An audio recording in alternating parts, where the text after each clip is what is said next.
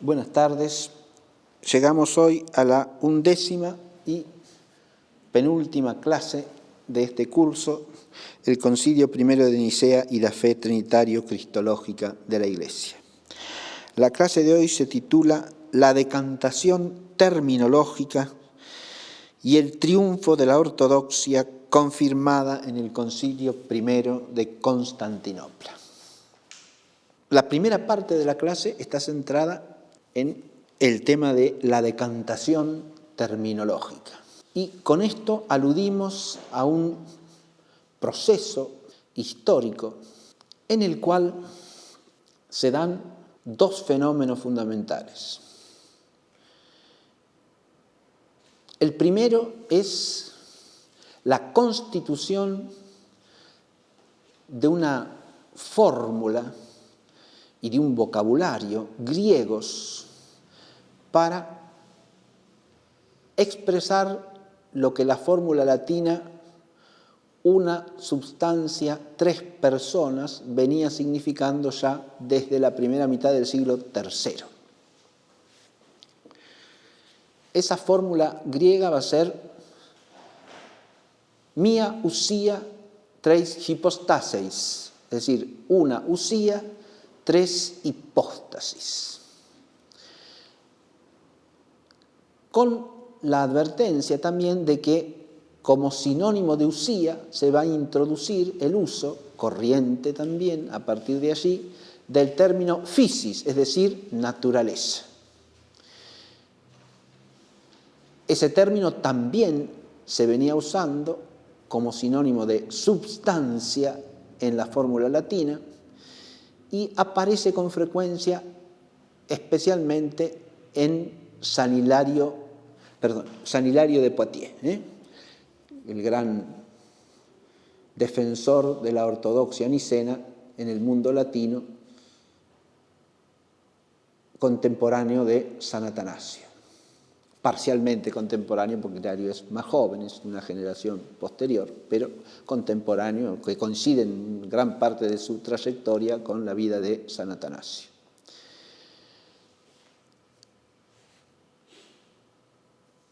El otro fenómeno es el de la correspondencia o equivalencia entre la fórmula griega y la fórmula latina. Es el otro fenómeno que se da. Advirtamos que si la fórmula latina es una substancia, tres persone, y la fórmula griega dice mia usia o mia physis, tres hypostaseis, es decir, una usía, tres hipóstasis, la equivalencia supone que usía ha de entenderse por equivalente a substancia y como equivalente a persona ha de entenderse el término hipóstasis. Esta equivalencia ya a priori presenta una dificultad manifiesta, y es que el latín substancia traduce literalmente el griego hipóstasis.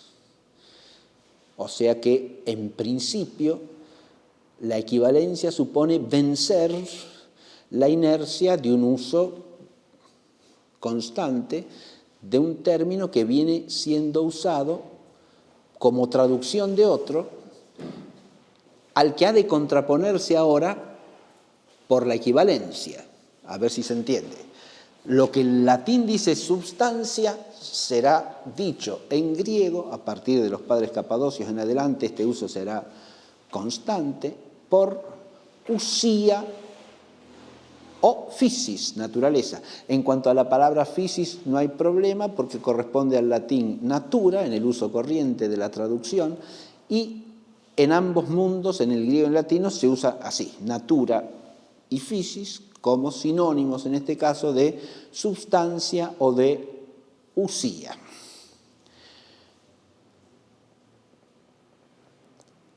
La otra equivalencia es entre persona e hipóstasis.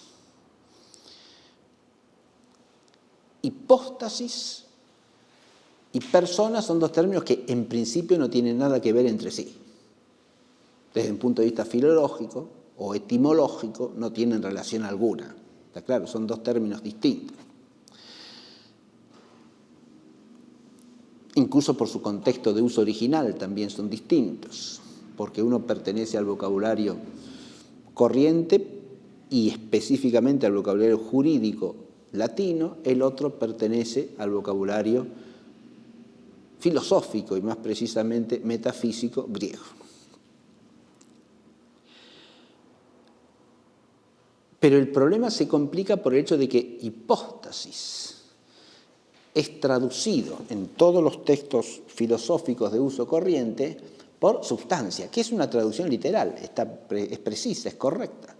Hipóstasis, y substancia equivale a usía, no a hipóstasis. Y ahí viene la posibilidad de un equívoco, ¿no? Cuando los latinos dicen una substancia, si substancia quiere decir hipóstasis o persona, entonces la fórmula puede sonar fácilmente a una fórmula sabeliana, que niega la trinidad de personas, ¿se entiende? Porque si hipóstasis es el equivalente de persona, decir una substancia y traducir automáticamente sustancia por hipóstasis es decir una persona. ¿Está claro? Este es un obstáculo terminológico. Hay dos fenómenos entonces. Uno que es el fenómeno de elaboración o de forja de un vocabulario griego y el otro de la equivalencia. Los griegos van a poder acudir a un término que directamente se corresponda con el latín persona, que es el término prosopon, el griego prosopon, que viene, ese sí equivale a persona. Pero el decir tres prósopa en griego también suscita al oído corriente un problema, una dificultad. Es decir, cuando uno admite el uso del término y después se va acostumbrando a que el término en el vocabulario dogmático y teológico viene a significar tal cosa, no hay problema. Pero en principio, si se lo toma del léxico vulgar, tres prósopa, el dicho en griego viene a equivaler a algo así como tres máscaras, tres apariencias, ¿no? Porque prósopo en griego, el uso primario que tiene el término en el lenguaje vulgar es la máscara que se pone el actor en la representación teatral. Y de ahí pasa a significar la efigie o figura de algo en cuanto que se manifiesta a un cierto público. Entonces, si dijese tres prósopa en el sentido de nada más que tres modos de aparecer la divinidad a los hombres, estaríamos en pleno sabelianismo. ¿Está claro? Bien. Otro problema que existía era el de la sinonimia usual en los siglos III y gran parte del IV, por lo menos hasta mitad del IV, en los autores griegos cristianos, la sinonimia entre usía e hipóstasis, que la hemos visto ya inclusive en el anatema del Concilio I de Nicea. Usía e hipóstasis se usaban como sinónimos. Y ahora pasan a contradistinguirse entre sí en la fórmula una usía, tres hipóstasis. Si usía e hipóstasis se usan como sinónimos y ahora se distinguen entre sí, hay una dificultad. Tiene que pasar un tiempo de acostumbramiento, de adaptación, de transformación del uso de ciertos términos. ¿Se ve? Por eso hablo aquí de decantación terminológica. Los dos fenómenos que acabo de mencionar, fenómeno de forja de un vocabulario griego muy preciso y específico para hablar del misterio trinitario, y de la correspondencia entre el otro fenómeno de la correspondencia o equivalencia entre el vocabulario griego y el latino, requieren un tiempo de elaboración y de asentamiento. Por eso hablo de decantación terminológica. Bien. Pero cuando digo terminológica, lo que quiero enfatizar es que el misterio que se expresa y el contenido objetivo que se quiere expresar a través de estas variaciones terminológicas o de estas precisiones terminológicas que necesitan decantarse es siempre el mismo. Variación terminológica no quiere decir aquí variación del contenido objetivo de la fe de la Iglesia. En todo caso, quiere decir forja de un instrumento léxico, de un vocabulario que permite expresar más claramente, más precisamente y con el acuerdo de todos el mismo misterio. En las dos lenguas en que ese misterio es en ese momento pensado, entendido, profundizado teológicamente, y por lo tanto en las dos lenguas en que exige ser expresado dogmáticamente, que son el griego y el latín. Pero este doble fenómeno al que estoy haciendo alusión con la decantación terminológica, ahora lo vamos a profundizar muy brevemente, sin mayor desarrollo, pero lo voy a profundizar un poco en cada uno de los dos puntos. En cuanto a la expresión del mismo y único misterio, se topa con una objeción, que es la que está planteada en el punto C de la parte primera de la clase, que es la acusación de neonicenismo. ¿En qué consiste esta cuestión del neonicenismo? Es un planteo hecho por historiadores del dogma de origen protestante. El primero que elabora la acusación es el más famoso de los historiadores del dogma protestantes racionalistas del siglo XIX, que es Harnack. Ubico el origen de la acusación,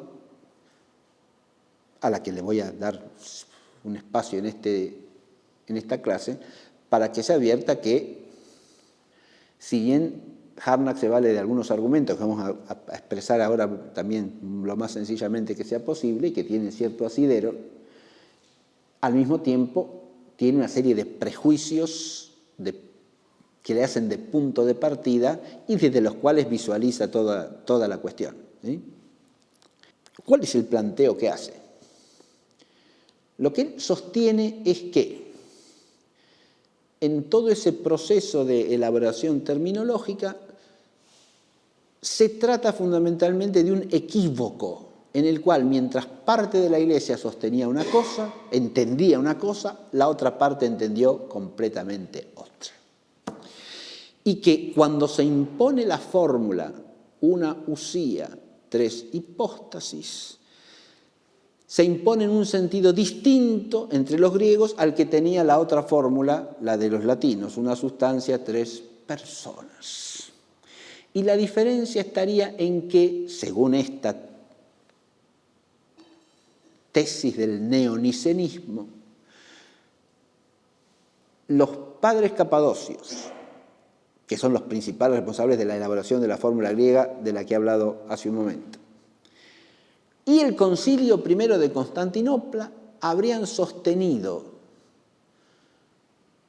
una versión conceptual del misterio trinitario distinta a la del Concilio I de Nicea. ¿En qué consistiría esta diferencia? En que la una esencia, usía de la que hablan estos, sería una usía entendida como usía segunda, es decir, como una especie o un género.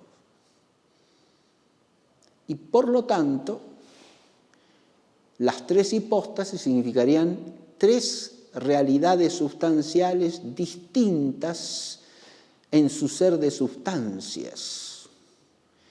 De modo que los griegos habrían sostenido a partir de allí una concepción triteísta. O sea, tres seres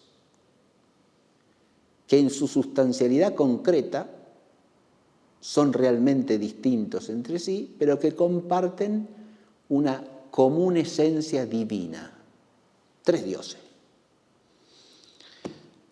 Esa es resumidamente la tesis de Harnack, y que en realidad por eso consideraban a los latinos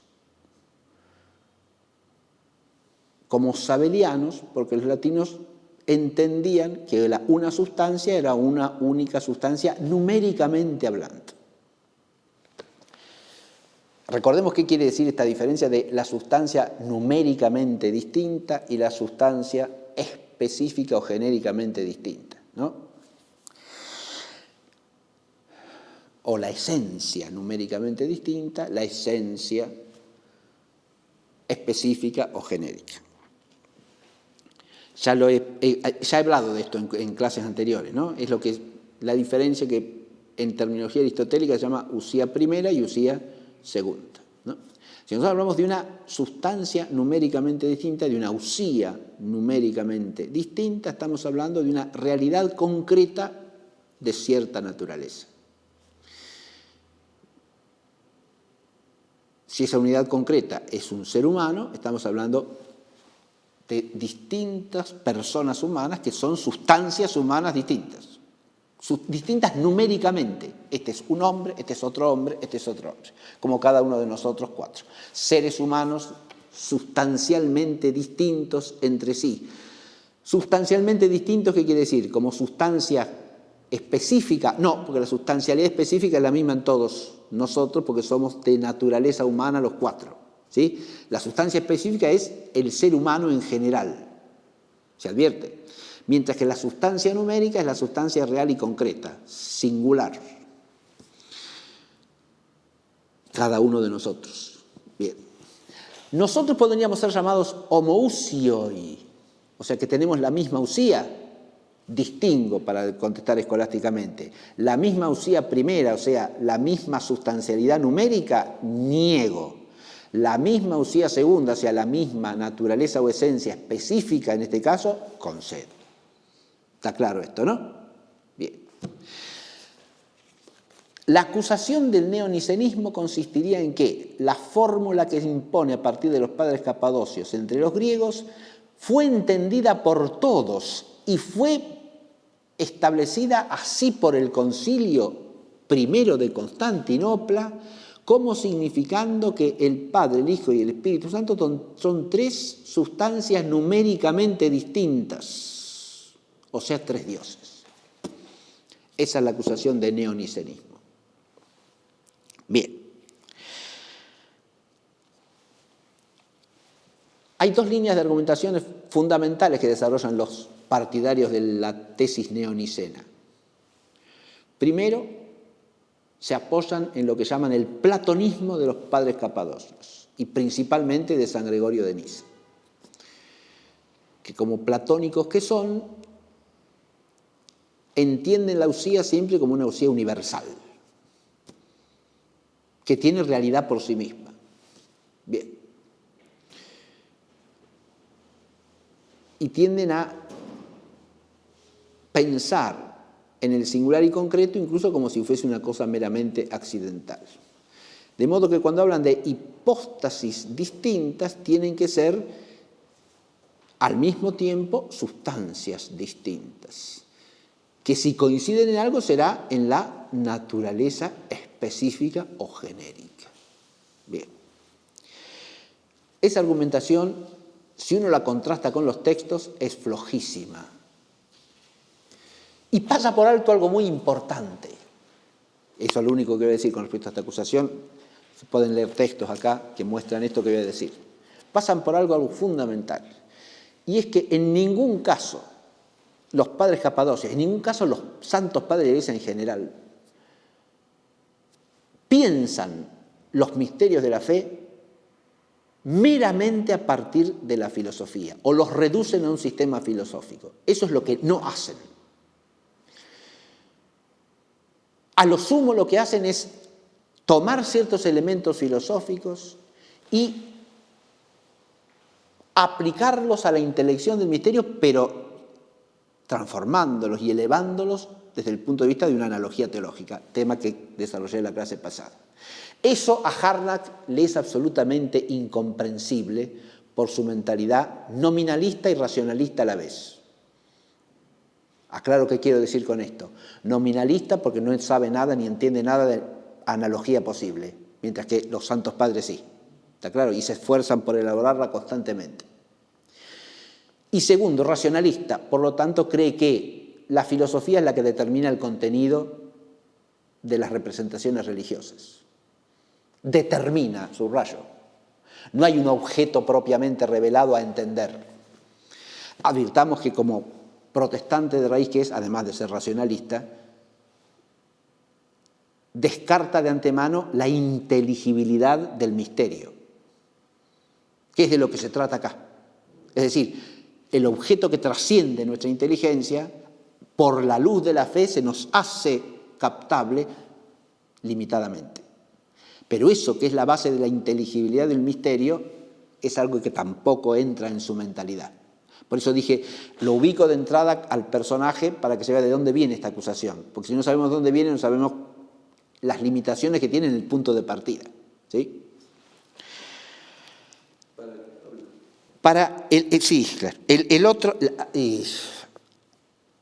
Imagínense que la finalidad, ¿para qué habla? La finalidad principal de esto es decir que en realidad no hubo nunca una fe trinitaria común de los cristianos, ¿se entiende?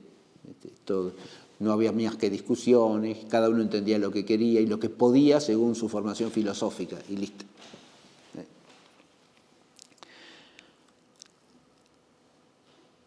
Pero la otra línea de argumentación es la problemática del homoiousios.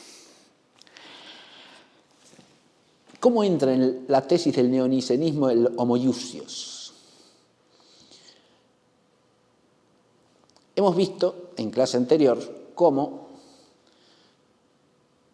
tanto San Atanasio como San Hilario de Poitiers,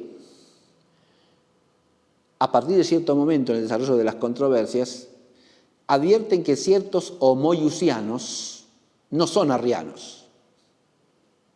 Y entonces empiezan a flexibilizar su actitud respecto de los símbolos que traen el homoiousios, siempre y cuando tengan otras cautelas que permitan excluir el arrianismo. O dicho de otra manera, tanto San Atanasio como San Hilario vislumbran la posibilidad de que el homoiousios sea aceptable desde la fe de Nicea. Que lo que se expresa con el homoousios también se pueda expresar, aunque de otra manera, con el homoiousios. Y acá es donde se agarra la tesis de Harnack y sus seguidores. ¿Por qué? Porque argumentan lo siguiente: si admiten que la usía del Padre y la usía del Hijo pueden llamarse semejantes,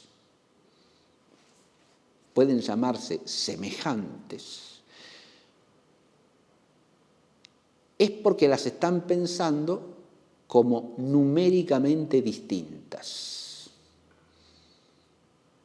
Si admiten que la usía, o sea, el ser sustancial del Padre y el ser sustancial del Hijo, se pueden llamar semejantes entre sí, es porque las piensan como numéricamente distintas, porque solamente dos realidades numéricamente distintas, o sea, esta sustancia concreta y esta otra sustancia concreta, cuya realidad es aparte de la de esta, pueden ser llamadas semejantes entre sí. Si no, serían la misma sustancia, que es lo que dice el homoousios. Pero si se las puede llamar semejantes, bien, este es el argumento. Acá el argumento tiene un poco más de fuerza que en el caso del argumento que va por la vía de la filosofía, me parece a mí, y hay que contestarlo. Bien. ¿Qué se contesta a esto? ¿Y cómo se resuelve ese problema?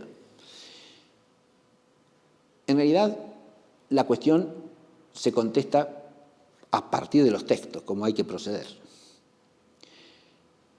Es cierto que tanto Atanasio como San Hilario flexibilizan su posición respecto del homoiousios, sí, y es razonable que lo hagan desde que empiezan a entender que el homoiousios en algunos autores no implica arrianismo.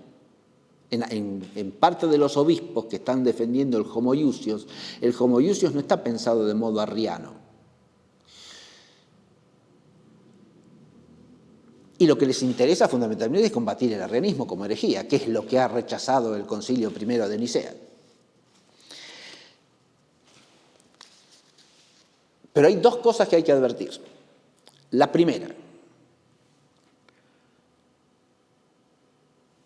cuando argumentan acerca de la posibilidad de aceptar el homo iusius, argumentan desde lo que podríamos llamar una posición mínima. Ahora voy a explicar a qué me refiero con eso.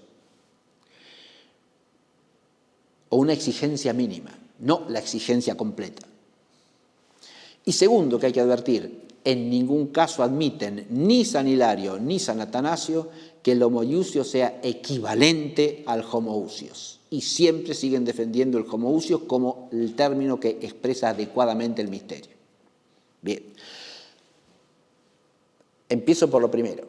¿Qué quiere decir eso de que cuando aceptan hasta cierto punto el homo iusius, lo hacen como una posición de mínima?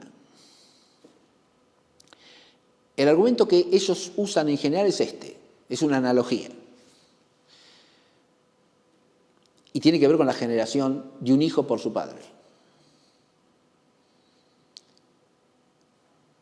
Cuando decimos que un hijo es semejante a su padre, por la usía, por la esencia, es porque reconocemos en los dos, acá hablamos de padre e hijo humanos, ¿no?, la misma naturaleza. Reconocemos en los dos la misma naturaleza, la misma usía, la misma esencia. Y por eso lo llamamos al uno semejante al otro. La fe nos enseña ¿qué cosa? Que hay un Hijo eterno, que es Dios, porque es el Hijo del Padre, que es Dios. ¿Está claro? Hasta ahí. El Hijo y el Padre, por ser uno engendrado a partir del otro, engendrado, pero no creado, se pueden llamar semejantes entre sí en cuanto que tienen la misma naturaleza. Esto hay que subrayarlo. En cuanto que tienen la misma naturaleza usía, ciertamente que sí. Con esto, ¿qué estarían sosteniendo? Que aquellos que defienden el homo iusius en el sentido de admitir la misma usía o naturaleza en el Padre y en el Hijo, están empezando a entender el misterio. ¿Está claro? No son arrianos esos. Esos no niegan que el Hijo sea Dios. ¿Está claro? No niegan que el Hijo sea Dios, porque admiten que hay una generación eterna de un Hijo eterno del Padre eterno. ¿Se ve? Bien. ¿Con eso tenemos expresado el misterio completo? No, porque la generación de un Hijo que es Dios, del Padre que es Dios, no puede ser entendida unívocamente respecto de la generación de un Hijo que es hombre, de un Padre que es hombre. ¿Está claro? Ahí es donde hay que ir del homo iusius al homoousios. Está claro esto que digo, ¿no? Hay como dos niveles de aproximación al mismo misterio. El primer nivel es en que Atanasio y San Hilario vienen a distinguir homoiusianos que no son arrianos, se detiene en la primera instancia nomás. Estos no están diciendo de ninguna manera lo mismo que los arrianos, porque entienden que el Hijo es Dios. Por ser Hijo, es Dios. Por ser engendrado por el Padre, que es Dios, es Dios. Pero hasta ahí vamos bien. ¿Se entiende? De ahí se puede saltar sin más a que Atanasio o Hilario están pensando que son dos sustancias numéricamente distintas, igual que en el caso de la generación humana. De ninguna manera. Y al defender el homoousios de Nicea, muestran claramente que no. Ahora vamos a ir al argumento central, ¿sí? Hay un argumento teológico fundamental para rechazar la atribución de la distinción numérica entre el Padre y el Hijo a los padres como Atanasio, Hilario, los Capadocios, a todos los santos padres de la Iglesia, anteriores a Nicea y posteriores a Nicea. El argumento general es este, y lo voy a leer porque es el argumento como lo expone el padre Galtier en su tratado sobre la Trinidad, y lo trae aquí el padre Ruta en el libro La Trinidad, Revelación y Conocimiento del Misterio, página 453 y página 454. Quienes afirman que dos personas propiamente divinas son consubstanciales, estos o introducen dos dioses o afirman la consubstancialidad numérica de esas dos personas. O sea, parte de una premisa mayor disyuntiva. Y disyuntiva completa, es decir, no hay otra posibilidad. ¿Qué quiere decir esto? Lo releo, ¿no? Quienes afirman que dos personas propiamente divinas, el Padre y el Hijo, son consubstanciales, homoousioi, ¿sí? El Hijo es consubstancial con el Padre. Esos, y es lo que dice, es el término que usa el Concilio de Nicea y que repite el Concilio I de Constantinopla, ¿no? Homoousios. El Hijo es homoousios con el Padre. O afirman la consubstancialidad numérica de esas dos personas o introducen dos dioses. Si son consubstanciales, o son la misma y única sustancia numéricamente hablando, o son consubstanciales en el sentido específico o genérico, pero no porque sean consubstanciales numéricamente. Pero si son consubstanciales solo en sentido específico o genérico, son dos dioses. ¿Se advierte? La disyuntiva es inescapable. Si dicen que las dos personas divinas son homoousios, o son numéricamente consubstanciales, o están sosteniendo dos dioses. Es así que el Concilio Niceno definió, y de ahí en más toda la Iglesia Católica profesó, que dos personas propiamente divinas son consubstanciales y de ningún modo quiso afirmar dos dioses. ¿Está claro? Son enseñó y sostuvo como dogma de fe que son consubstanciales, el Padre dijo, y en modo alguno quiso enseñar dos dioses, porque todos los padres unánimemente hablan contra la multiplicación de la divinidad. ¿Se entiende? Nunca se pretende enseñar dos dioses. Si vamos después al Espíritu Santo, tres dioses, ¿no? Es de lo que se ocupará el Concilio I de Constantinopla. Luego el Concilio y la Iglesia afirmaron la consubstancialidad numérica de dichas personas. Y esa es la conclusión inescapable. ¿Se entiende? Bien. Este argumento, comenta ahora el Padre Ruta, posee tal firmeza que no se puede eludir a no ser que se niegue una u otra parte de la menor. Es decir, o sosteniendo que el Concilio afirmando la consubstancialidad negó la dualidad de personas, que es lo que los arrianos adjudicaban a los nicenos, a los que a causa del homoousios acusaban de implantar el sabellianismo, lo cual es históricamente inaceptable porque ya hemos visto cómo las tendencias sabellianas, por lo menos de la interpretación que hace Marcelo de Ancira, inmediatamente suscitaron enérgico rechazo en todos los padres nicenos. ¿Se entiende? La interpretación de orientación sabeliana del homoousios que hacía Marcelo de Ancira fue una piedra de escándalo contra la cual se levantaron con energía todos los padres. ¿Está claro? Bien. De manera que no cabe hacer una interpretación sabeliana. Negar que estén enseñando que son dos personas distintas que son consubstanciales. ¿Está claro? Bien. O diciendo, B, que el concilio y los doctores católicos después inconsciente o inadvertidamente introdujeron dos dioses, tal como de los orientales lo afirman los fautores del neonicenismo. Lo cual es acusar a los padres griegos de un politeísmo que es históricamente inaceptable. De nuevo, ¿está claro? Bien. Pero, en realidad, la mejor manera de contestar, esta argumentación general es solidísima. Hay otra argumentación que es muy interesante, que la elaboró en el siglo XIX, ya contra el neonicenismo naciente, o contra ciertas interpretaciones de algunos textos de los Santos Padres, el gran teólogo alemán Scheven. El argumento de Scheven es así. Hay que tomar un doble punto de partida, dice, para demostrar que la consustancialidad la han entendido siempre como consustancialidad numérica. Primero, el hecho de que los padres entendían que la consustancialidad se seguía de la generación. Y segundo, el modo como, según ellos, se realiza la generación en general.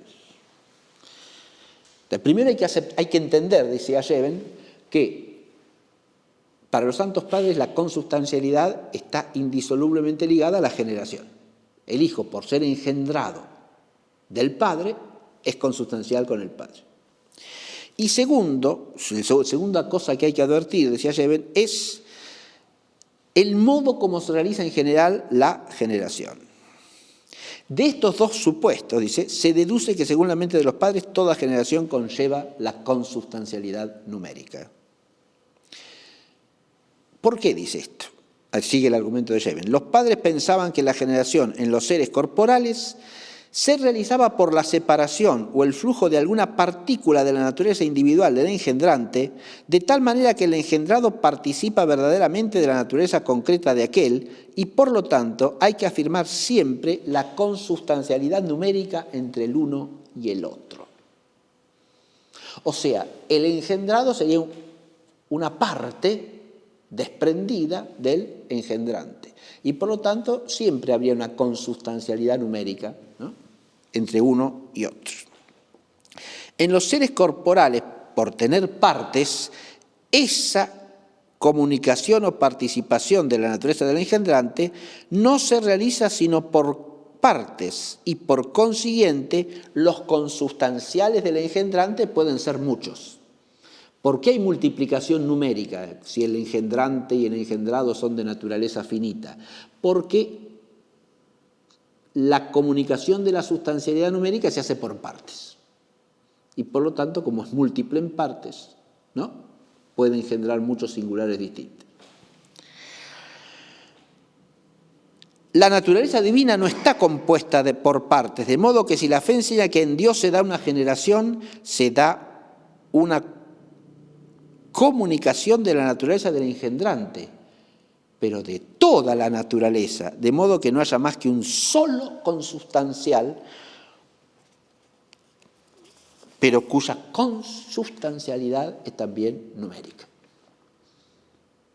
Es una línea de argumentación por analogía también muy sugerente.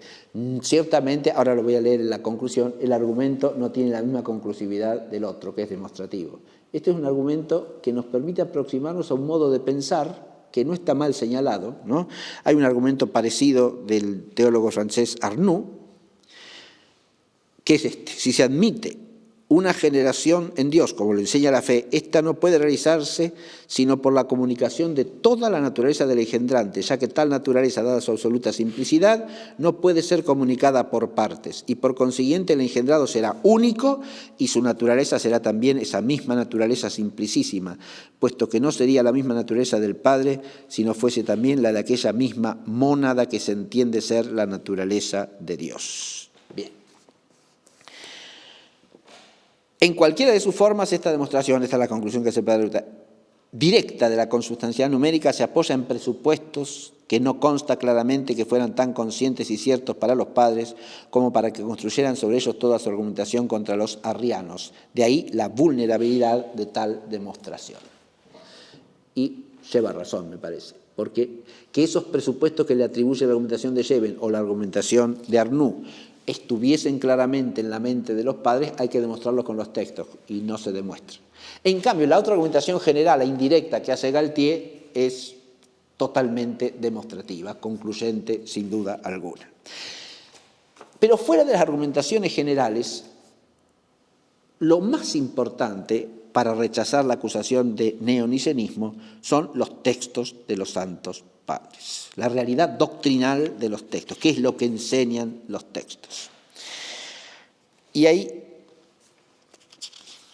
en esta clase no tengo más remedio que leer, ¿sí?, porque tenemos que leer algunos textos para que se advierta hasta qué punto la acusación de neonicenismo es absurda y es contraria a la realidad histórica, ¿no? Empecemos por los textos de Atanasio e Hilario, que son los primeros involucrados acá, ¿no? Porque serían los que, al aproximarse a los homoiusianos, estarían mostrando que su mente sostiene una concepción de distinción numérica entre el Padre y el Hijo. Leo a Atanasio. Este texto de Atanasio pertenece a su obra Contra los Arrianos. La Trinidad no es producida, sino eterna. Única es la divinidad en la Trinidad, única la gloria de la Santa Trinidad. Y vosotros osáis desgarrarla en naturalezas diferentes. Esto obviamente se dirige a los arrianos, ¿no? ¿Por qué naturalezas diferentes? Porque claramente el Padre y el Hijo, según la doctrina arriana, son el uno creador, el otro criatura, tiene naturalezas claramente diferentes. Y la naturaleza del Espíritu, a su vez, es distinta a la del Hijo, es inferior a la del Hijo. Siendo eterno el Padre, vosotros decís del Verbo sentado junto a Él, hubo un tiempo en que no era. Estando el Hijo sentado junto al Padre, queréis ponerlo lejos de Él. La Trinidad es creadora y activa y no teméis a bajarla al rango de la nada. No tenéis vergüenza de igualar los esclavos a la libre Trinidad y colocar al Rey, Señor de los ejércitos, en la fila de sus servidores. Cesad de mezclar los seres que no pueden ser confundidos, o más bien la nada con el ser. Hablar así no es glorificar y honrar al Señor, porque deshonrar al Hijo es deshonrar al Padre. Si la teología es ahora perfecta en la Trinidad, y si así está la verdadera y única piedad en la que residen la belleza y la verdad, era necesario que fuese siempre así. De lo contrario, la belleza y la piedad serían adventicias y la plenitud de la teología se debería al conocimiento. Por lo tanto, era necesario que fuese así desde toda la eternidad.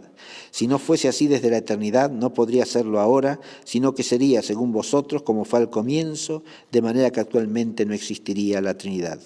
Ningún cristiano soportaría semejantes heréticos, que los paganos se hagan una Trinidad producida y que la igualen a las cosas creadas, puesto que lo creado admite disminución y aumento. Los cristianos, en su fe, reconocen la bienaventurada Trinidad como inmutable, perfecta, siempre en el mismo estado. No conocen nada más que la divinidad, ni un estado imperfecto de esta en el pasado, porque hay impiedad en los dos casos. La fe reconoce también que la Trinidad es pura de toda mezcla con los seres creados. La adora guardando indivisible la unidad de su divinidad y huyendo de las blasfemias arrianas, confiesa y reconoce la eternidad del Hijo. Él es eterno como es eterno el Padre, del cual Él es el Verbo, el Logos. Bien. Adviértase que acá hay que hacer hincapié en este tema en una frase fundamental de este texto que acabo de leer, que es hermoso además, un texto bellísimo. ¿Que cuál es? Hacia el final dice, la fe reconoce también que la Trinidad es pura de toda mezcla con los seres creados. Esto descarta la posibilidad de ¿qué? De que entendamos la generación divina al modo de la generación en los seres creados. ¿Está claro? No se puede entender sino por analogía. La adora a la Trinidad guardando indivisible la unidad de su divinidad. Esta es la expresión que hay que subrayar. Indivisible la unidad de su divinidad. Ahora bien, ¿se puede entender esto de la indivisibilidad de una esencia abstracta? Eso es lo que la fe manda guardar, indivisible como unidad. La unidad de una usía genérica o específica que como tal existiría solamente en el pensamiento. Ciertamente que no, está claro. Está hablando de la indivisible unidad de la esencia o sustancia divina real, concreta, singular, numéricamente una. Porque adviértese que lo contrario sería pensar la divinidad meramente en abstracto, como realizada en una pluralidad de seres, por lo tanto no habría un único Dios. Habría tres dioses que participan de una divinidad abstracta. Y si esa divinidad abstracta no fuese meramente abstracta, ¿Qué sería? Sería otra realidad distinta de cada uno de los tres dioses. Entonces habría una especie de cuaternidad, la divinidad en sí misma y tres dioses que participan de la divinidad. Bien, ¿se entiende? Bueno. Otro texto de Atanasio, también en contra de los arrianos, dice así: jamás la sustancia del Padre ha sido imperfecta, de manera que lo que le es propio le sea agregado. Adviérse, la usía del Padre jamás ha sido imperfecta, de manera que lo que le es propio le sea agregado. La generación del Hijo no es como la generación humana posterior a la existencia del Padre. Él es engendrado de Dios y siendo propio Hijo del Dios eterno existe desde toda la eternidad. Los hombres se engendran en el tiempo porque son de naturaleza imperfecta. La generación divina es eterna porque es eternamente perfecta por su naturaleza. La naturaleza acá es la naturaleza divina, ¿está claro? Y la generación es algo de la naturaleza divina. No es algo añadido. Esto está diciendo San Atanasio. Si no es algo añadido, la generación por la cual el Hijo procede del Padre es algo de la naturaleza divina. ¿Por qué empiezan a usar firmemente los padres? Eso ya lo vemos en San Atanasio, y después se agudiza en los capadocios el término naturaleza en lugar del término usía. Precisamente por el carácter realista que tiene el término naturaleza. A ver si me explico. Usía se podía entender como usía segunda en un sentido realista o en un sentido puramente lógico. ¿Se entiende? Una cosa es la usía segunda, o sea, la especie o el género, en cuanto realizado en las sustancias numéricamente distintas de esa especie o género, ahí tiene cierta realidad, pero no como universal, sino como algo concretizado en sustancias numéricamente distintas, que son sustancias primeras. O como algo universal, pero que está presente en la inteligencia del hombre, como una noción, como un concepto, como un logos, simplemente. ¿Se entiende? Como una razón inteligible en el pensamiento del hombre. En cambio, cuando hablo de naturaleza, hablo siempre de la usía real, que existe realmente. No hablo nunca de naturaleza para referirme a un concepto. ¿Está claro? Por eso la palabra physis en griego o natura en latín, en estos contextos, viene a reforzar el hecho de que cuando se habla de la única divinidad, se está hablando de una realidad numéricamente una, porque es una physis, es una naturaleza. ¿Se entiende? Es algo que es de suyo así en su realidad. De nuevo, la palabra naturaleza dicha por analogía, ¿no? Hablando de la naturaleza divina.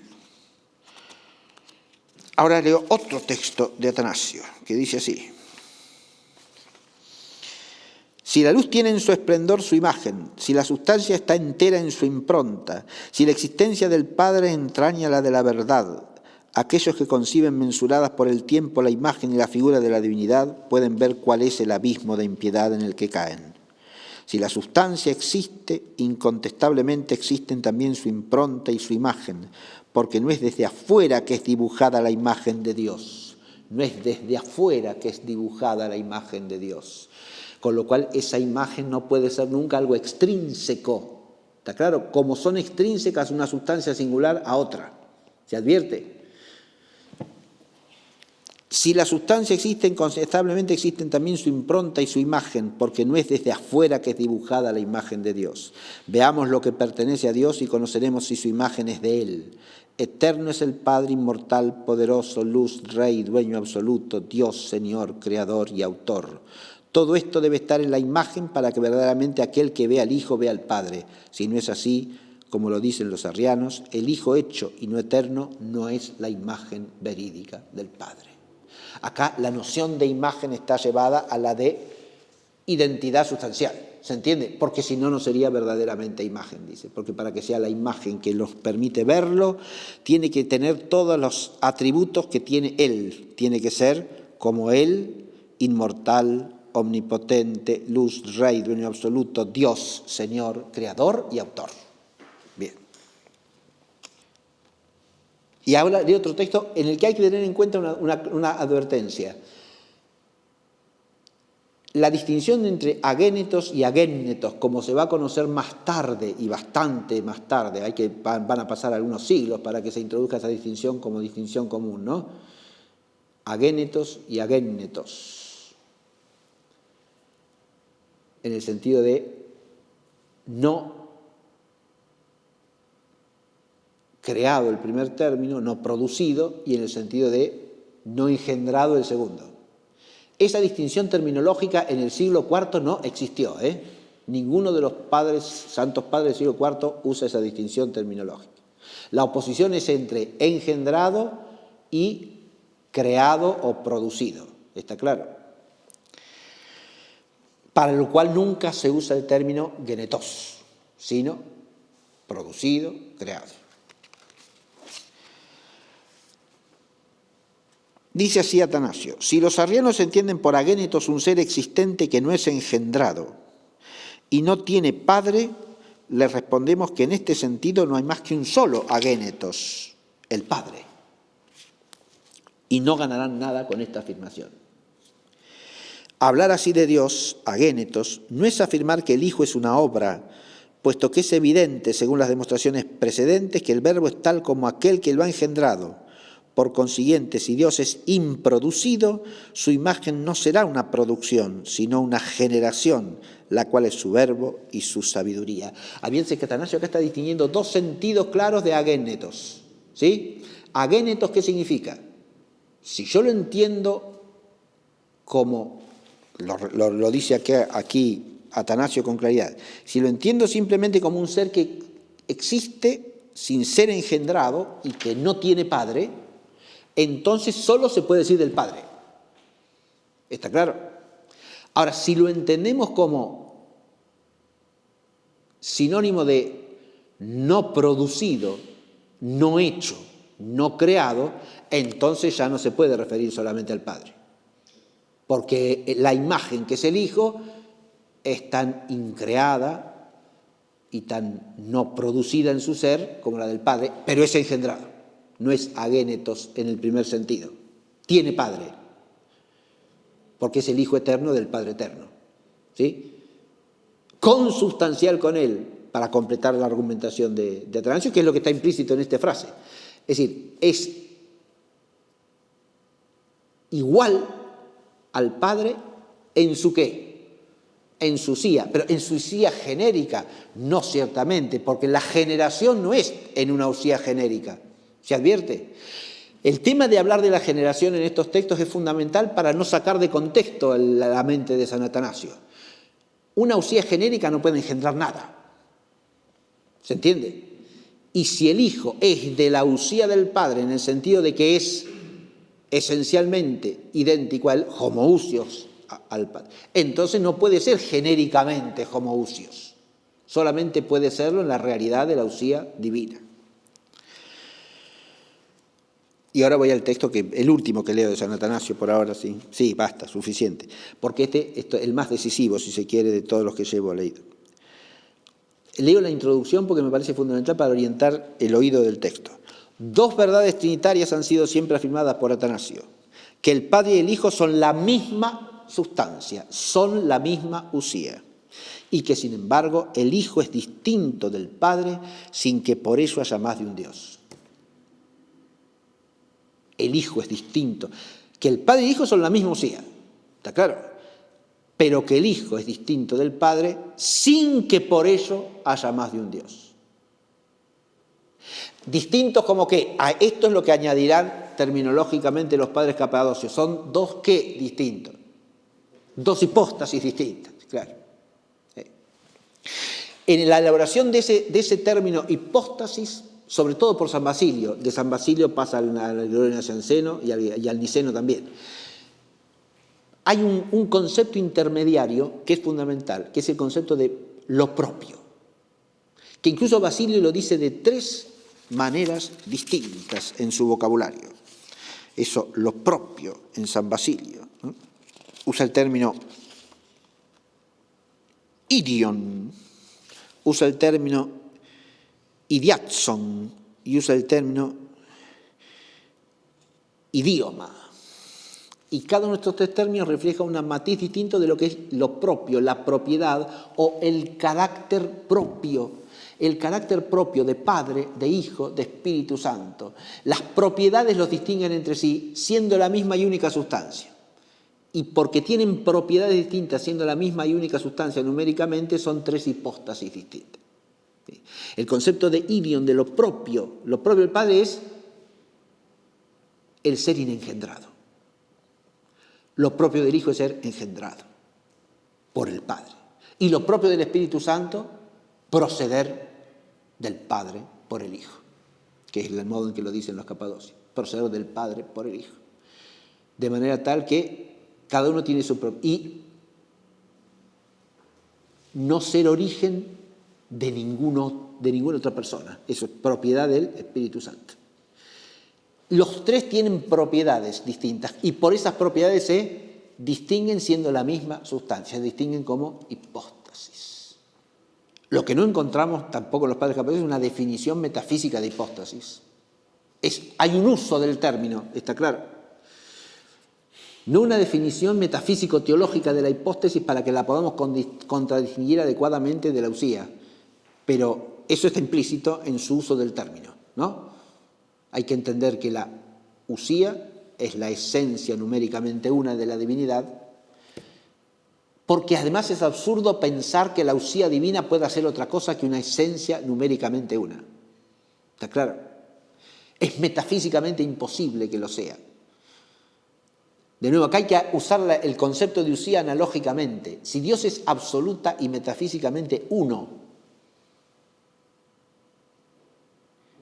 no puede haber más que una única sustancia divina que sea real, concreta, realísima, concretísima, más real y concreta y más perfecta en su singularidad, una y única que cualquier otra sustancia posible, que cualquier sustancia creada.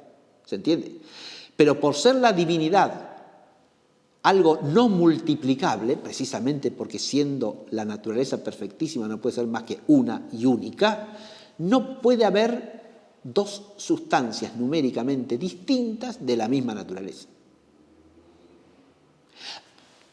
Cuando se afirma que el Padre, el Hijo y el Espíritu Santo, como enseña ahora Atanasio en el texto de María, son distintos entre sí, la distinción no puede entenderse como una distinción entre sustancias numéricamente otras. Ha de entenderse como una distinción en la misma sustancia entre tres subsistentes, como diría luego el vocabulario teológico latino, tres hipóstasis distintas de la misma y única naturaleza.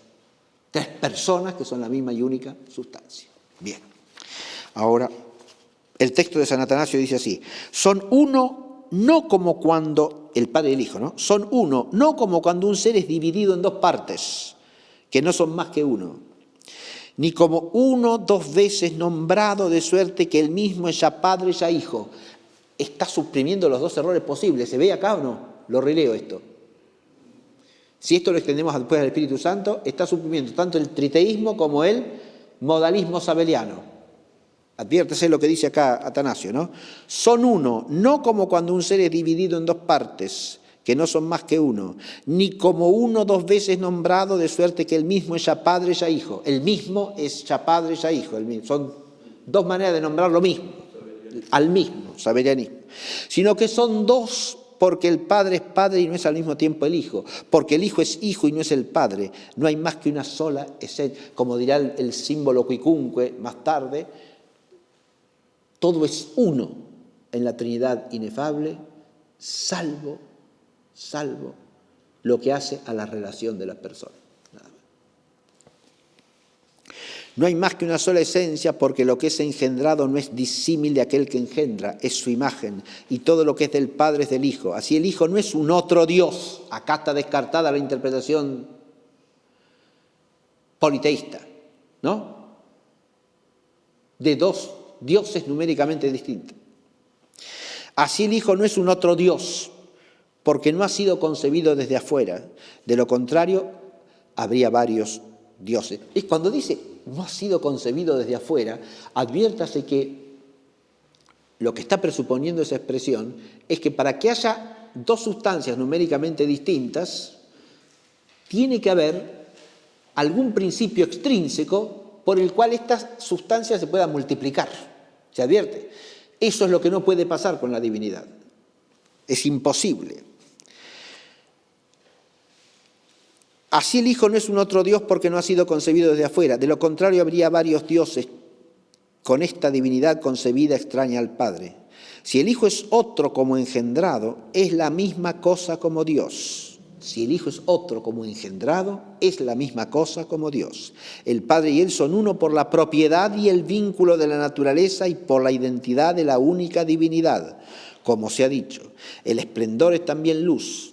No está fuera del sol, ni es otra luz por participación en él, sino su propia y completa generación. Tal generación es necesariamente una única luz y no se dirá que hay dos, son dos, a saber el sol y el esplendor, pero una sola luz que viene del sol e ilumina el esplendor a todo el universo. Esto ya es una analogía, ¿no? Así la divinidad del Hijo pertenece al Padre, ella también es indivisible. No hay más que un solo Dios y no hay otro fuera de él. El Padre y el Hijo son por lo tanto, una sola cosa y única es su divinidad. Entender este texto de una unicidad que no sea numérica es tergiversarlo por completo. Bien, lo mismo pasa con San Hilario de Poitiers. Leo un solo texto de San Hilario, porque ya tengo que leer también sobre otra cosa. Bien, dice así sobre la Trinidad, el Tratado sobre la Trinidad de Hilario. El nombre, por significar a cada cosa, da a conocer también la cosa de la misma esencia y ya es significada por el nombre. Un único nombre no hace mención de dos dioses, porque Dios es nombre de una sola y no diferente naturaleza. Ahí excluye San Atanasio que el nombre de Dios pueda aludir a una multiplicación numérica sustancial. ¿Está claro? Que está rechazando de plano que pueda haber una multiplicación numérica de la naturaleza o de la esencia divina. ¿Qué novedad de naturaleza puede atraer la natividad del Hijo para que no sea Dios? ¿Qué clase de demencia es el que la natividad del unigénito de Dios reproduzca una naturaleza desnaturalizada procedente de Dios? Por la natividad, la naturaleza no degenera para no ser la misma. La natividad no es ni disminución ni diversidad. No es ni alguien disminuido, esto va contra el arrianismo claramente, ¿no? Pero tampoco diversidad, es decir, ni diversidad esencial, ni diversidad numérica. ¿Está claro? ¿Por qué? Porque es identidad. Y ahí el homoousios es irreemplazable.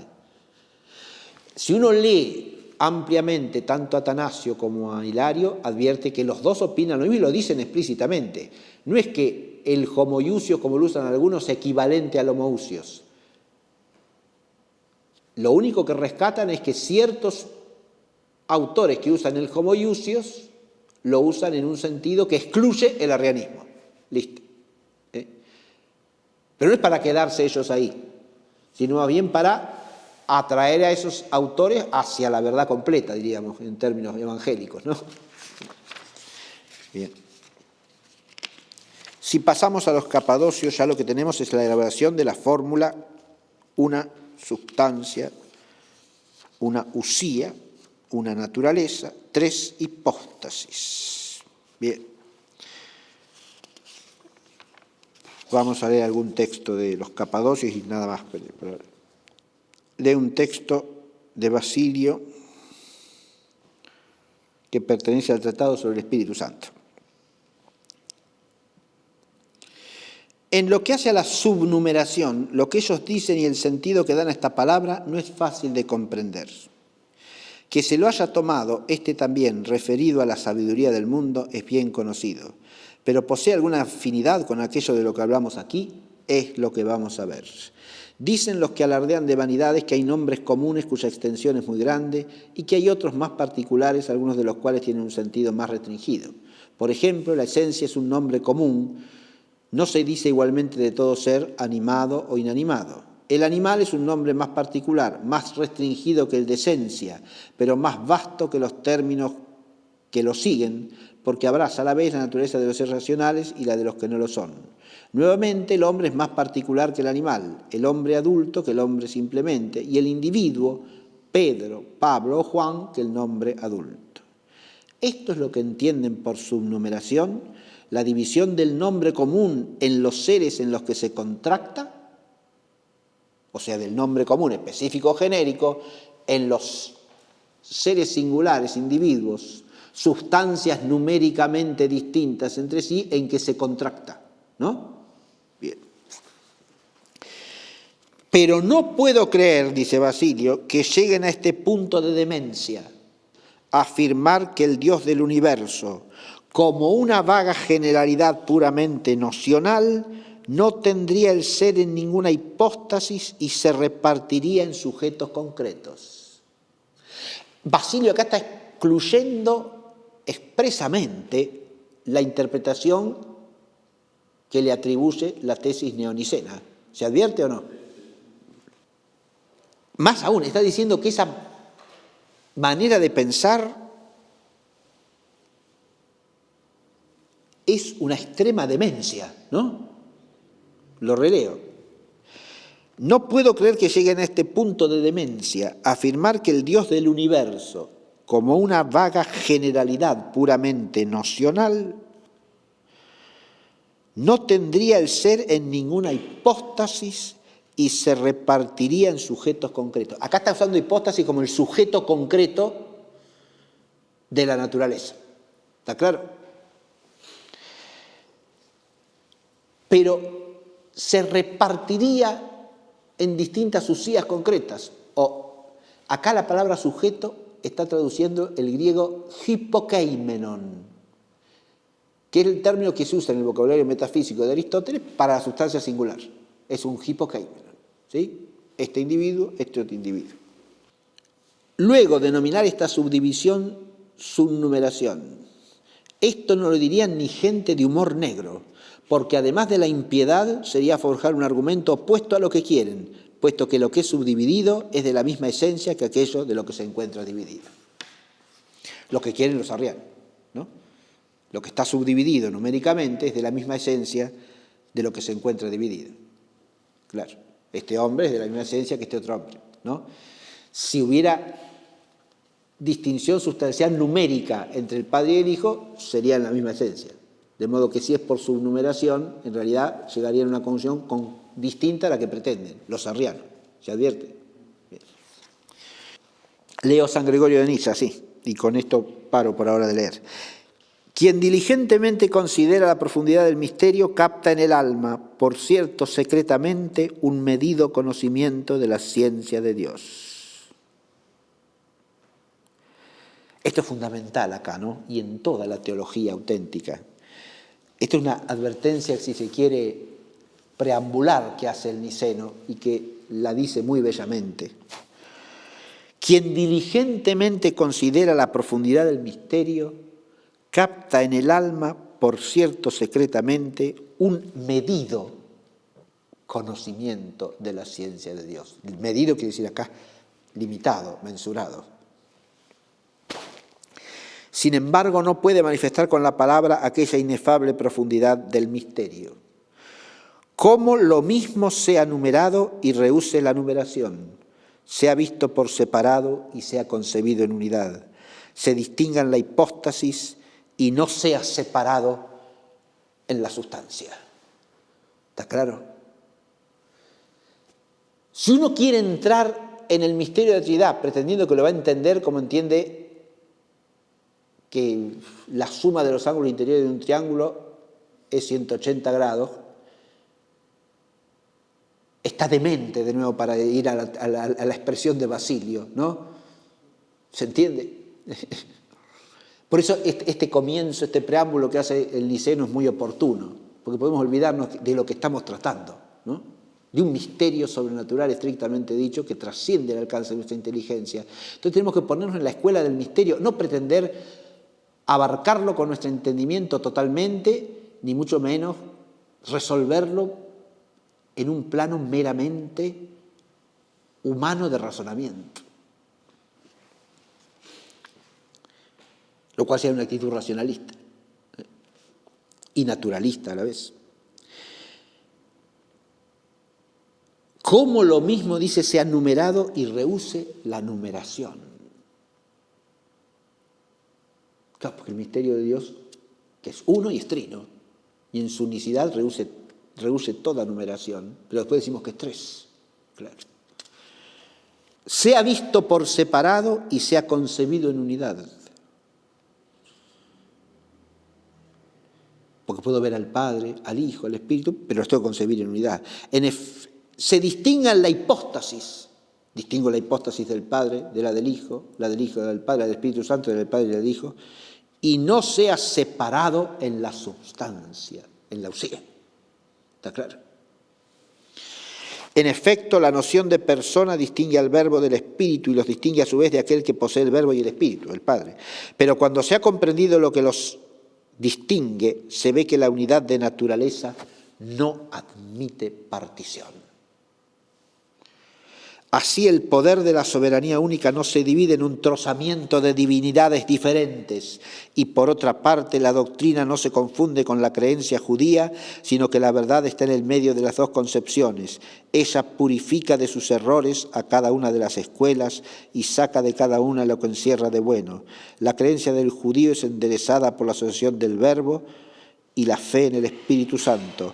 La creencia errónea de los paganos en el politeísmo se encuentra borrada por el dogma de la unicidad de naturaleza que anula la idea fantasiosa de una pluralidad. Y agregamos pluralidad numérica de sustancias. Está clarísimo el texto de Niceno. Atribuirles a los padres capadocios la mentalidad que les atribuye la tesis neonicena puede ser descartado atendiendo a los prejuicios de la mente de los autores que la sostienen. Puede ser descartado, en segundo lugar, por un argumento general teológico como el que hace Galtier, histórico y teológico a la vez, de total solidez. Pero la manera más sólida de descartarlo es ir a los textos de los Santos Padres, a los que él acusa de neonicenismo. Bien, con esto queda casi terminada la primera parte de esta clase, porque dejé en el tintero otra cosa. Al leer estos textos aparece lo que he dicho acerca de la elaboración terminológica de los padres capadocios, ¿no? Pero hay un punto que quería ilustrar también, y es la equivalencia entre la terminología latina y la griega y la evitación del equívoco en el lenguaje magisterial. Esta distinción terminológica griega tiene una primera manifestación dogmática en el Concilio de Alejandría que celebra Atanasio a la vuelta de uno de sus exilios. ¿Se acuerdan que dijimos que reúne en Alejandría un concilio de todo su patriarcado, año 362? Y en ese concilio de Alejandría la fórmula de fe ya dice que Dios es una única usía y es tres hipóstasis.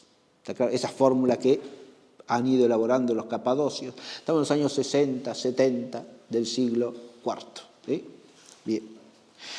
Esa fórmula tiene antecedentes en el uso alejandrino, porque ya el hablar del Padre, Hijo y el Espíritu Santo como tres hipóstasis se encuentra en los textos de San Dionisio de Alejandría en el siglo III. Y el primero que usa el término hipóstasis para referirse a las distintas personas es Origen, ya a comienzos del siglo III. ¿Sí? Orígenes, Dionisio de Alejandría, San Dionisio el Grande, San Atanasio, forman ahí un eje, ¿no?, terminológico, cuya historia es compleja, por supuesto, y hay que ver en qué sentido preciso usa cada uno el término. Pero cuando lo usa ya el Concilio de Alejandría bajo la guía de San Atanasio en el 362, es en plena convergencia con la elaboración que están haciendo los padres capadocios de la misma fórmula, ¿sí? Una mía usía, tres hipostasis. Una usía, tres hipóstasis. Pero esto también nos lleva al otro fenómeno que dije, que es el de la correlación con el vocabulario latino, ¿verdad? Acá hay una figura que todavía no ha aparecido en nuestro curso. El Concilio I de Nicea fue bajo el Papa Silvestre. Luego el Papa Julio fue el gran defensor de Atanasio. Luego tenemos al Papa Liberio, que tiene el mérito de haberse opuesto a todos los intentos de imponer las fórmulas semi-arrianas y a través de ellas el arrianismo al occidente, que por eso va exiliado a Constantinopla. El episodio de su presunta flaqueza o debilidad en Constantinopla no lo vamos a analizar, está largamente examinado en este texto, cualquiera que quiera leer sobre el problema del Papa Liberio lo puede leer aquí. Pero ahora aparece otro papa, que es el Papa Dámaso, que es el papa bajo cuyo pontificado se celebra el Concilio I de Constantinopla, San Dámaso. Una figura importantísima. Recordemos que San Dámaso es no solo el papa del primer concilio de Constantinopla, sino también quien encarga a San Jerónimo la revisión de los textos de la Vetus Latina, primero, y después la composición de una nueva traducción hecha directamente de los originales hebreos y griegos, que es la Vulgata jeronimiana, ¿verdad?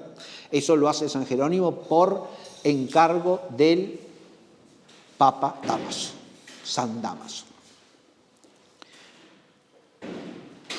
De origen hispano-romano, San Dámaso. Como también era de origen hispano-romano el emperador de ese momento, Teodosio I, ¿no? En el que va a ser emperador ya un poco después de esto que voy a mencionar ahora, pero ya para la época del Concilio I de Constantinopla también es el emperador, ¿sí? Teodosio I el Grande. Dámaso tiene la importancia histórica de ser plenamente consciente de la problemática de la equivalencia terminológica entre la fórmula oriental y la fórmula occidental, y también consciente de las dificultades que esa equivalencia ofrece.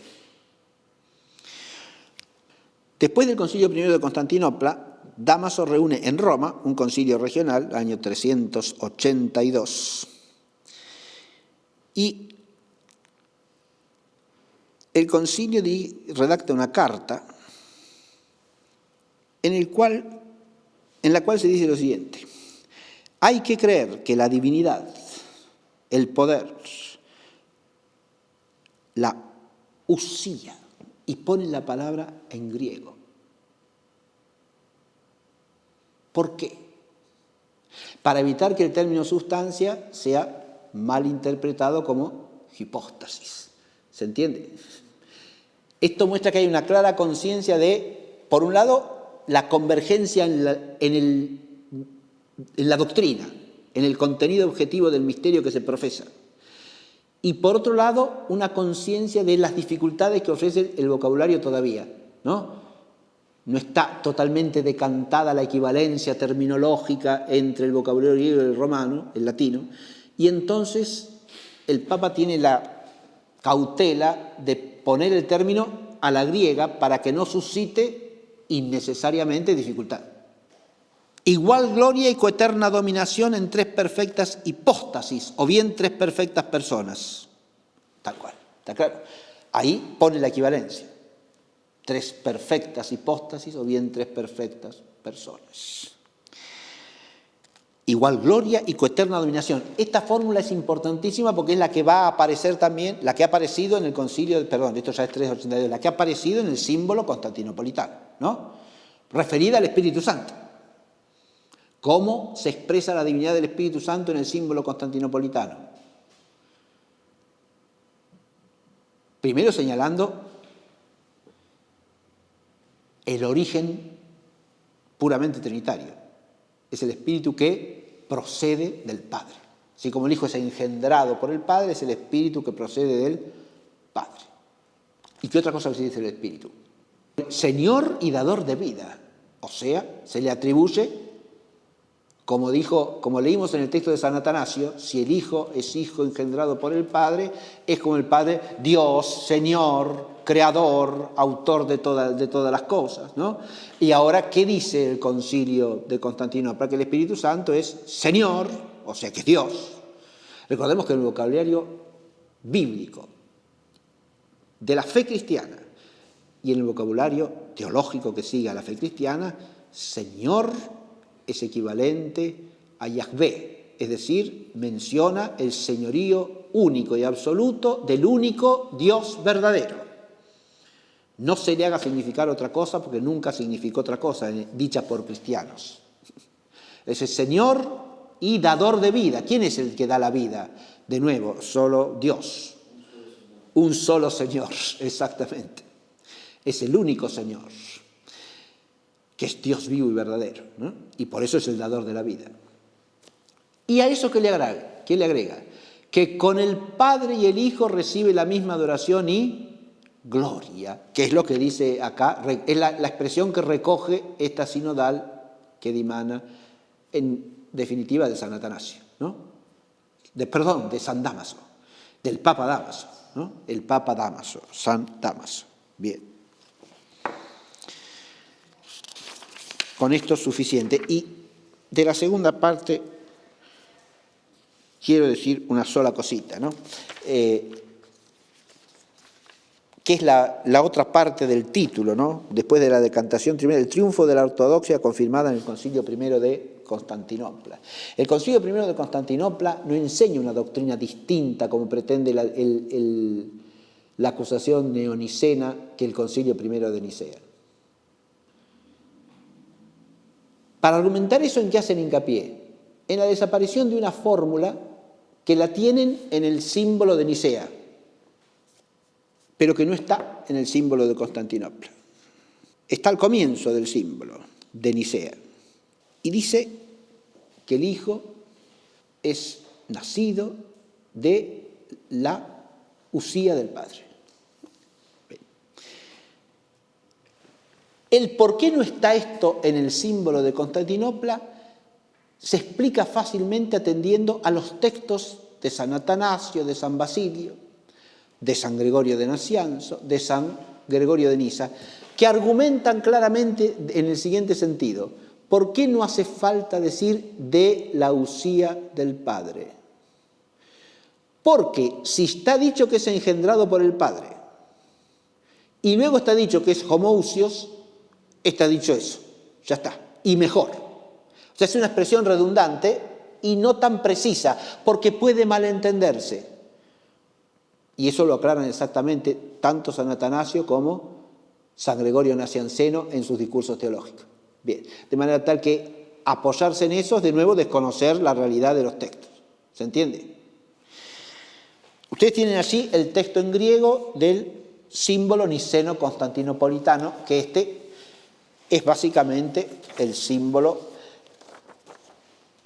de uso litúrgico, tanto en los ritos de lengua griega como en el rito romano de lengua latina. En la otra página tienen la fórmula litúrgica en el texto griego y en el texto latino. Adviértase que a diferencia del símbolo profesado por los padres que dice pisteuomeneis genatheon, es decir, creemos en un Dios, en un solo Dios, la fórmula litúrgica, tanto en griego como en latín, dice en singular, pisteuo, credo, ¿sí? A diferencia de la fórmula, porque esto se debe a la sencilla razón de que el plural del símbolo original expresa a la asamblea conciliar. Hablan en conjunto todos los padres reunidos y dicen creemos, ¿sí? Mientras que la fórmula litúrgica se entiende como dicha y profesada por cada fiel, ¿sí? En respuesta desde su propio ser personal, ¿no? Cada uno, a esa fe de la Iglesia, ¿no? Es la proclamación que hace cada uno personalmente de la fe de la Iglesia y por eso va en singular, ¿no? Pisteuo en griego, credo en latín, ¿no? Bien. Aquí tenemos el triunfo de la ortodoxia, confirmada en el Concilio I de Constantinopla.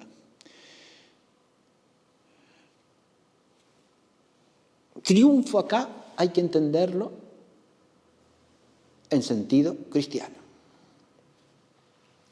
Lo primero que quiero aclarar en general a este respecto. No es un triunfo en el sentido mundano, ¿no? Es el triunfo de la verdad, es el triunfo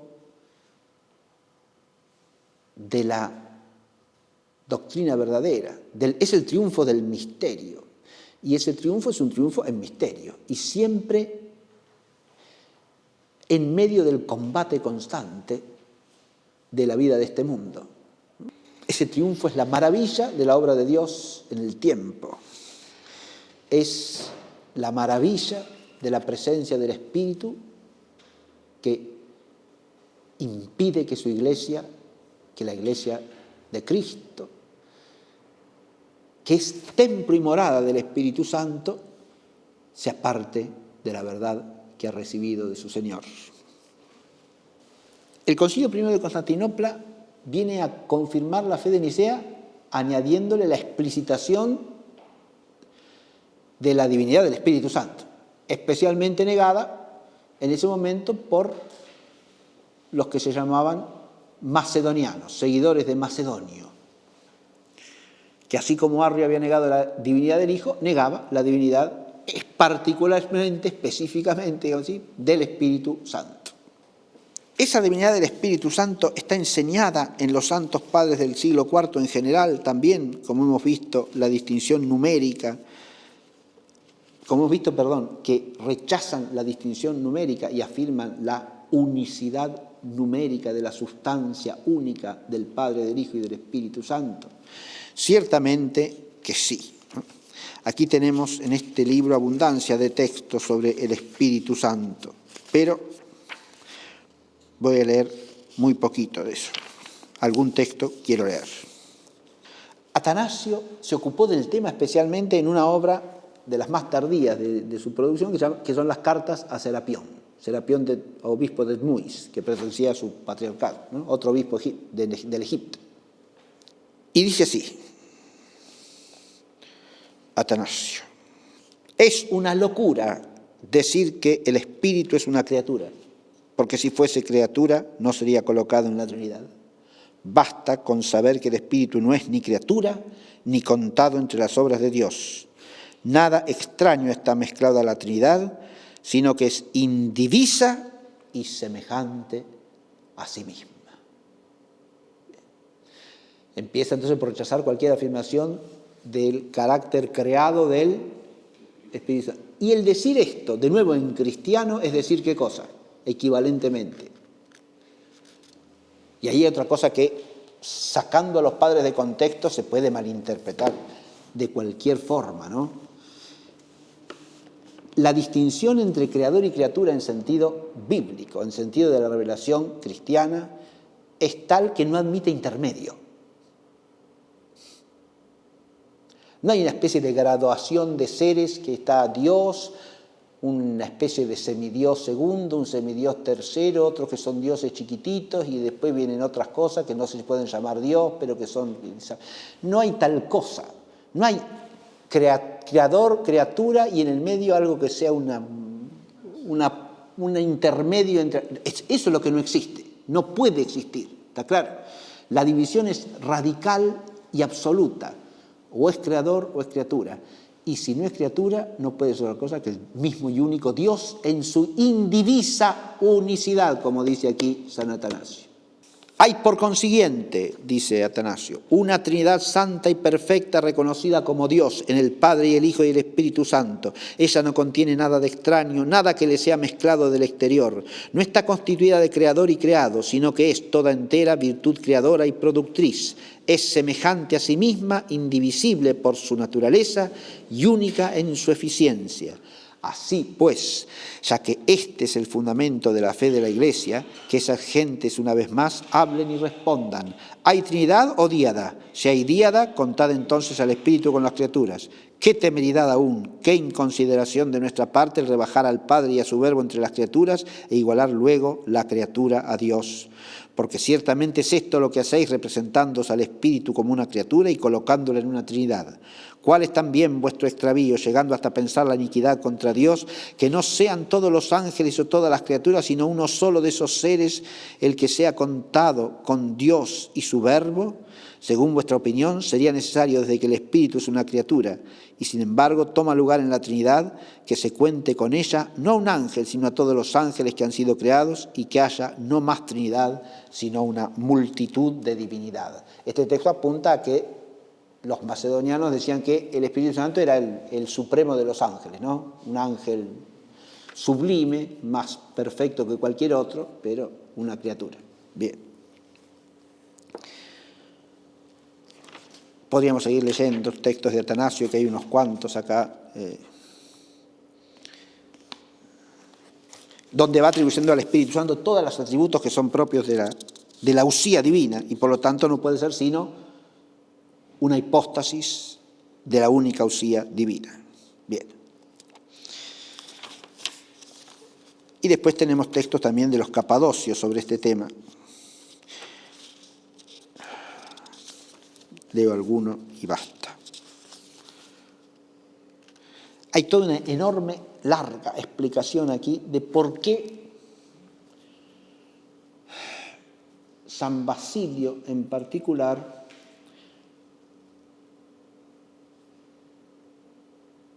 en lo que suele llamarse su economía o su lenguaje económico para hablar de la Trinidad, no usa nunca el término Dios para referirse al Espíritu Santo. Pero cuando habla de él, habla de tal manera que sabemos que está diciendo que es Dios. ¿Sí? Bien. Yo en eso no me voy a detener. Voy a leer solamente algún texto de Basilio.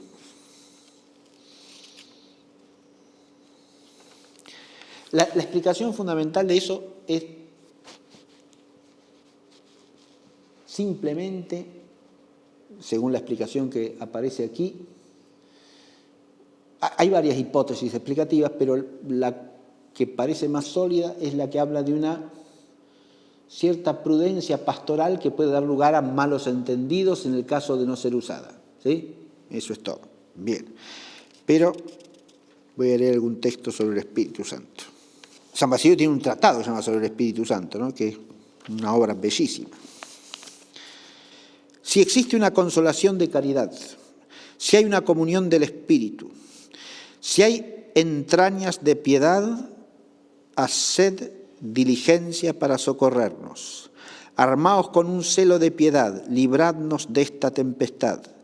Que esté entre vosotros en todos los labios y proclamado con toda libertad este buen querigma de los padres que destruye la odiosa herejía de Arrio y edifica a las iglesias en la sana doctrina, en la que el Hijo es reconocido consubstancial al Padre y en la que el Espíritu, gozando de los mismos honores, es cantado y adorado con ellos.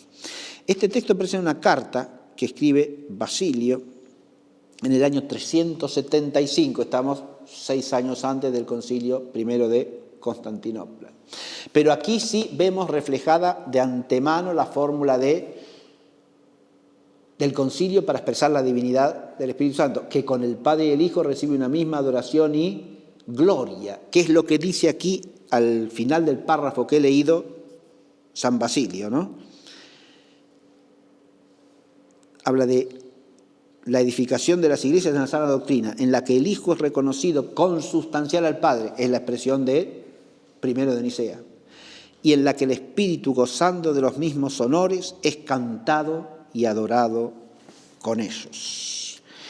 Gozando de los mismos honores, el mismo honor, la misma gloria, es cantado y adorado con ellos. La adoración, de nuevo, en sentido cristiano, no puede dirigirse sino a Dios. Por lo tanto, que no diga explícitamente que el Espíritu es consubstancial, como dice del Hijo, ¿está claro? O que no lo llame explícitamente con el término theos, no hace diferencia en cuanto a la doctrina que enseña, porque si es adorado junto con el Padre y el Hijo y recibe los mismos honores que el Padre y el Hijo, es porque es el mismo y único Dios que es el Padre y el Hijo. Bien, y termino con un pasaje de San Gregorio de Nisa en su tratado sobre la oración dominical, o sea, sobre el Padre Nuestro. Dice así: se sigue de aquí que las características de la persona del Padre no se pueden transferir al Hijo ni al Espíritu. Las características de la persona, entiéndase, de la hipóstasis distinta, ¿sí?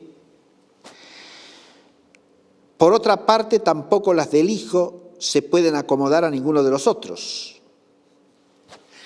El carácter engendrado del Padre no se puede transmitir ni al Hijo ni al Espíritu Santo, ¿no? El carácter de engendrado del Hijo no se puede transmitir ni al Padre ni al Espíritu. Y el carácter de procedente del Espíritu no se puede atribuir ni al Padre ni al Hijo. En realidad, en eso que dije, habría que hacer una precisión, porque del Espíritu Santo también se puede decir inengendrado, porque no es engendrado. Pero no en el mismo sentido en que se dice inengendrado del Padre, porque inengendrado dicho del Padre quiere decir inengendrado e improcedente, es decir, inoriginado. E inoriginado no se puede decir del Espíritu Santo, porque el Espíritu Santo es procedente del Padre y del Hijo, ¿se entiende? No se puede decir jamás inoriginado ni del Hijo ni del Espíritu, porque tienen origen de otra persona, como personas, ¿sí? La persona del Hijo es engendrada por el Padre y la persona del Espíritu Santo procede del Padre y del Hijo, o del Padre por el Hijo, que es como dicen los capadocios, ¿sí? No voy a detener el problema del filioque aquí, que no hace a la cuestión de ninguna manera, pero no es más que una explicitación del procede del Padre. Bien, sobre lo que está diciendo acá, releo, ¿no? Las características de la persona del Padre no se pueden transferir al Hijo ni al Espíritu. Por otra parte, tampoco las del Hijo se pueden acomodar a ninguno de los otros, así como tampoco se puede atribuir al Padre o al Hijo la propiedad del Espíritu. Lógico. La distinción incomunicable de las propiedades se consideran en la naturaleza única. La característica del Padre es existir sin causa. Causa, los griegos lo entienden como origen, no relativo a las criaturas, sino a la Trinidad misma, cosa que en el vocabulario latino jamás se ha usado, ni se usa. Eso no se aplica ni al Hijo ni al Espíritu, porque el Hijo salió del Padre, como dice la Escritura, y el Espíritu procede de Dios y del Padre. Pero así como ser sin causa, lo que pertenece exclusivamente al Padre no se puede adaptar al Hijo ni al Espíritu, así también el ser causado, que es la propiedad del Hijo y del Espíritu, por su misma naturaleza no lo podemos considerar en el Padre. Por otra parte, el no ser ingénitos es común al Hijo y al Espíritu. Por eso, para evitar confusiones en este punto, hay que buscar la diferencia pura en las propiedades, de manera que quede a salvo lo que es común y, sin embargo, no se mezcle lo que es propio. La Escritura llama al Hijo unigénito del Padre y esta expresión establece para él su propiedad. Pero del Espíritu Santo se dice también que procede del Padre y se afirma además que es del Hijo.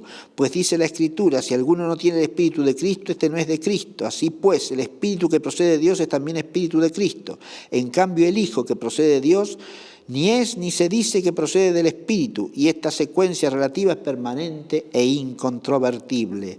Por tanto, no se puede cambiar y trastocar la frase en su sentido, de manera que así como decimos que el Espíritu es de Cristo, digamos también que Cristo es del Espíritu. Por consiguiente, por una parte, esta propiedad individual distingue con absoluta claridad a uno del otro.